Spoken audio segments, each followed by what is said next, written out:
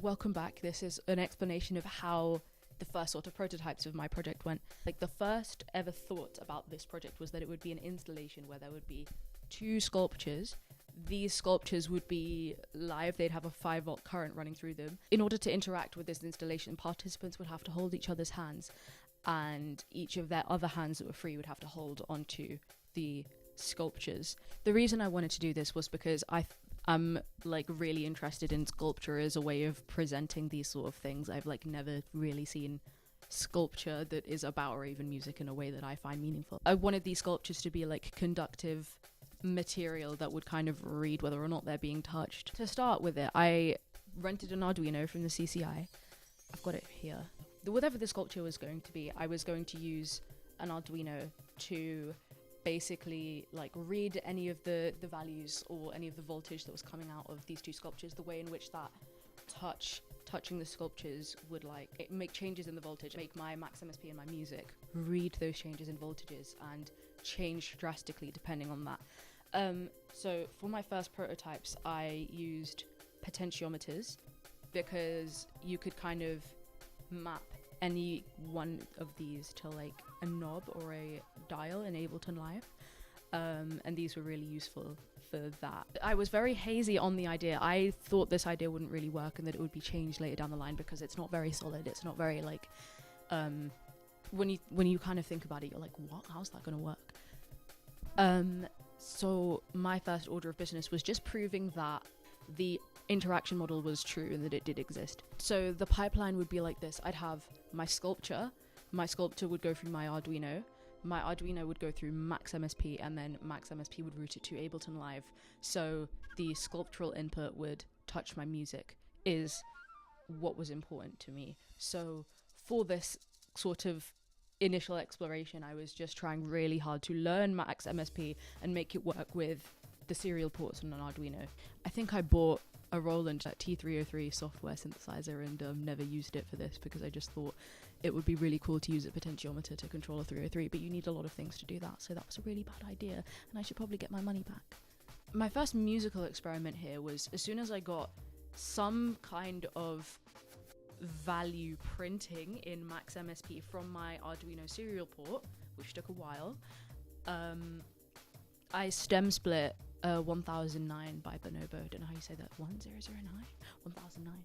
And Ableton Live 12 Suite has, which thank God I have, has like an option to just stem split inside the software, and then it will separate things into vocals, drums, bass, and everything else.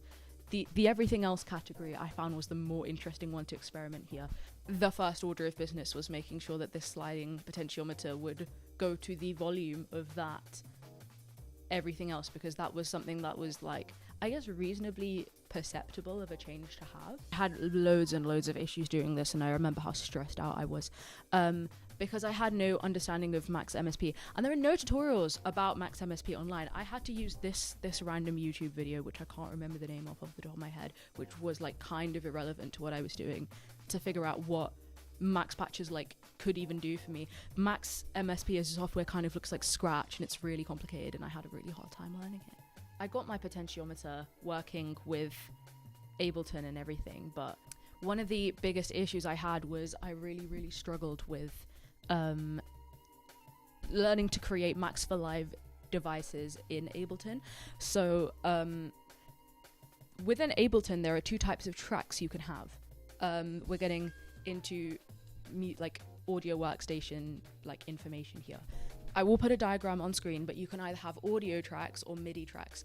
Audio tracks are tracks that are like, that will record sounds from the outside world, and they are typically only associated with like a clip of like an actual like audio file. But like MIDI tracks tend to just be like, they'll take MIDI clips and then they'll be a software instrument. They won't just be like an audio. Software instruments are like Ableton Live sort of standard instruments that you can just use. I mean, every audio workstation software has one, GarageBand, Logic, all of that. For example, things like Alchemy or Operator in Ableton. I didn't realize that there were certain like requirements. This wasn't like written anywhere online that I could find, that unless you have MIDI in and MIDI out, just completely away from any of your max patches, like stuff that you've been creating. Your thing won't output any music. I spent like any like sound. I spent a very long time just trying to get any sound to output after I had connected one potentiometer to one knob, and it didn't even sound that good when I did it. Having no knowledge about Max Online really slowed me down, because I was a little bit like, I have to look at all of these irrelevant tutorials. The docs of anything are really overwhelming to read, and I don't really see them as like, unless you're pulling up something specific in a reference, I really struggle to use them as like learning material. So yeah, I kept testing and testing and testing this. I ended up scrapping the sculpture approach, and the reason that I did that was because for the interaction model of intimacy, I felt like if I was forcing people to go up to touch sculptures, like that kind of doesn't really suggest anything about holding hands.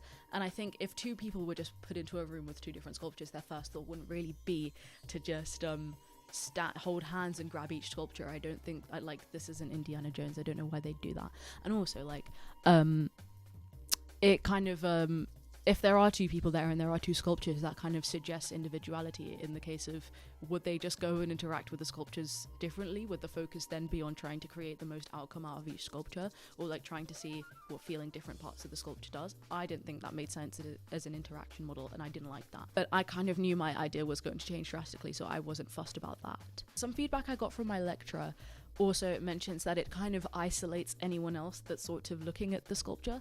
Like, you've kind of locked two people into being the only audience and participants, but you've not kind of looked at the wider world or the wider room that this is going to be in. Like, other people are going to want to get involved. You cannot control participant behavior. 3 people could come up and mess with it. 4 people, one person could just spread their arms really wide and grab 2 sculptures, and it wouldn't be that like intuitive as to what to do. It kind of restricts what your inputs and outputs are, because grabbing a sculpture is a 1-0 binary situation, and you can't really make any meaningful changes to music from that.